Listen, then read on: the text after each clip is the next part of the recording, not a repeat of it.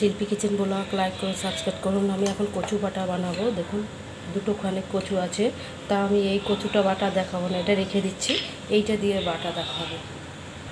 প্রথমে হচ্ছে কেটে নিচ্ছি কচুটাকে।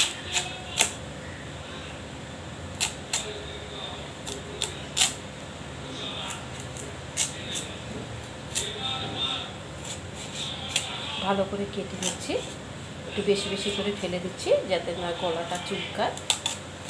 এটা কাঁচা খাবো তো কচুটা, মানে বাটবো, বেটেই খাবো। এবার তাহলে এইভাবে কুচিয়ে নিচ্ছি। শিলে বাটবো, মিক্সচার মেশিনে বাটা যায়, কিন্তু শিলে বাটি দেখি কীরকম পারি, তা বলছি কি তাহলে শিলেই বেটে নেব। এরকম করে কেটে নেব।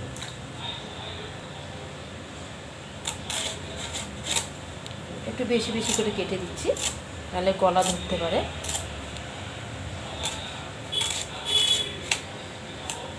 একটু বেশি বেশি করে কাটছি।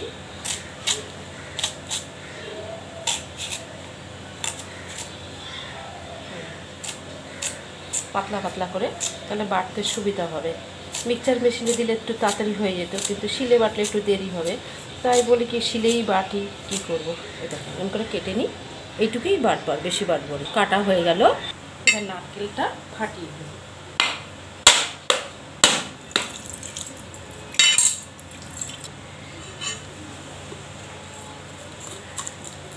এই যে ফাটানো হয়ে গেল, কুড়িয়ে নিয়েছি। এটাতেই হয়ে যাবে।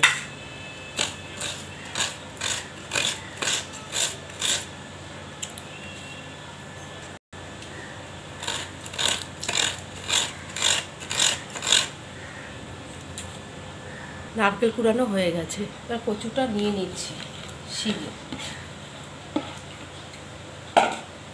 এবার বাটবো, একটু একটু খেতে নিই, তাহলে বাটতে সুবিধা হবে।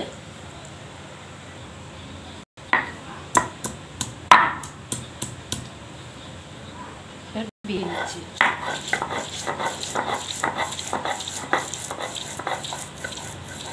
কচুটা বেটে নেব। এবার নারকেলটা দিয়ে দিচ্ছি, নারকেলটা বেটে নেব।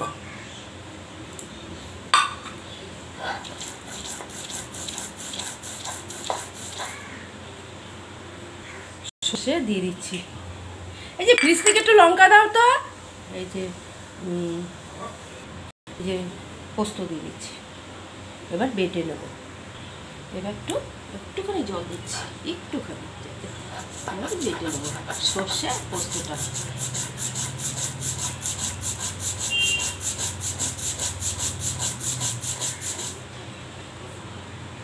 লঙ্কাটা বেটে নেব। এই যে লঙ্কা দিলাম,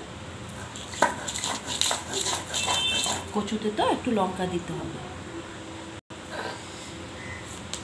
আর একবার বেটে নিলে হয়ে যাবে।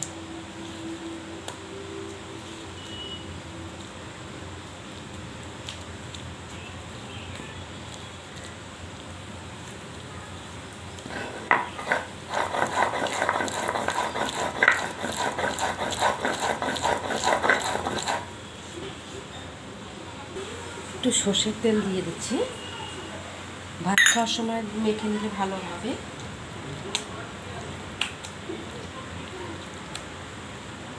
কচু বাটা হয়ে গেছে।